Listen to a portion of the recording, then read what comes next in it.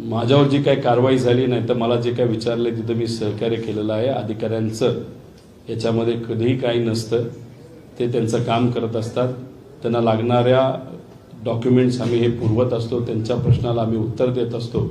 त्यामुळे ईडी कार्यालय म्हणून तसं अधिकाऱ्यांकडे बघून मला काही बोलायचं नाही, पण सामान्य लोकांना तुम्ही विचारलं तर त्यांना दूरच दूर हा दिसतोय। आणि खास करून इलेक्शन जवळ आल्यानंतर तो जास्तच प्रामुख्याने जाणवायला लागलाय, कारण की या धुराला थोडा वास सुद्धा येतोय।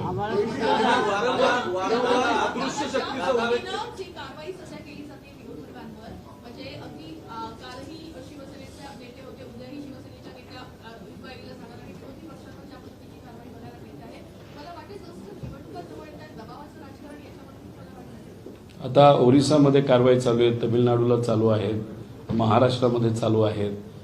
पुढच्या काही महिन्यांमध्ये इलेक्शन सुद्धा आहे आणि महाराष्ट्रात विधानसभेचं इलेक्शन सुद्धा आहे। त्यामुळे वाटायचं काय, काही प्रमाणात लोकांनाच वाटायला लागले की कारवाई इलेक्शनच्या आसपास ह्या केल्या जातात। नाहीतर कुटुंब जर फोडायचं असेल, नाहीतर पार्टी फोडायची असेल तर या कारवाईंचा वापर केला जातो, असं सामान्य लोकांचं मत झालेलं आहे। कुटुंबाचा उल्लेख तुम्ही आता केला, एक महत्त्वाचं आहे सगळ्यामध्ये की याच्या आधी सुद्धा तुमच्या पक्षाच्या नेत्यांवरती कारवाई झाली होती, स्वतः ईडी चौकशीला गेले। त्याच्याआधी अनिल देशमुख बऱ्याच जाऊन आले होते। आज पवारसाहेब स्वतः इथे बराच वेळ थांबले। या सगळ्या गोष्टी इंटरप्रेट कशा करायच्या, कारण याच्या आधीच्या कारवाईच्या वेळी उपस्थित होते। एक आहे, मी 7 वर्ष झालं राजकारणात आलेलो आहे।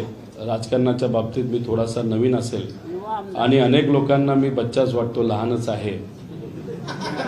आणि अशा परिस्थितीमध्ये एखाद्या लहान मुलाला, एखाद्या लहान कार्यकर्त्याला मार्गदर्शन करण्यासाठी बाप माणूस लागतो आणि ते पवारसाहेब तिथे आहेत।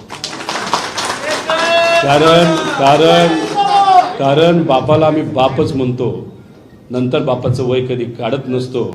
त्यामुळे आमचे बाप हे पवारसाहेबच आहेत आणि तेच आमचं मार्गदर्शन आणि आम्हाला पाठबळ देण्यासाठी इथं होते। आणि त्यांचं एक नातू म्हणून, एक कार्यकर्ता म्हणून नेहमीच मला प्रेरणा राहणार आहे आणि ती कधीच बदलणार नाही।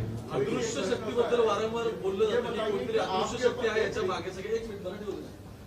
अदृश्य शक्तीबद्दल वारंवार बोललं जातं, सुप्रिया सुळे सुद्धा याचा उल्लेख करतात की कोणतरी अदृश्य शक्ती आहे जी सगळं घडवून आणते। आज तुम्ही चौकशीला सामोरं गेला, असा काही अनुभव आला का? मी अधिकाऱ्यांच्या बाबतीत काय बोलणार नाही। ही एक केस, एक सामूहिक केस आहे। याच्यामध्ये अनेक लोकांची नावं ही घेतली गेली आहेत। कारवाई ठराविकच लोकांवर आता सुरू आहे। त्यामुळे इतर लोकांवर जी कारवाई पूर्वी झाली होती त्या कारवाईचं काय झालं हे आपल्याला बघावं लागेल। पुढे इतर लोकांवर कारवाई होईल का हे सुद्धा बघावं लागेल। पण तुमच्या सर्वांची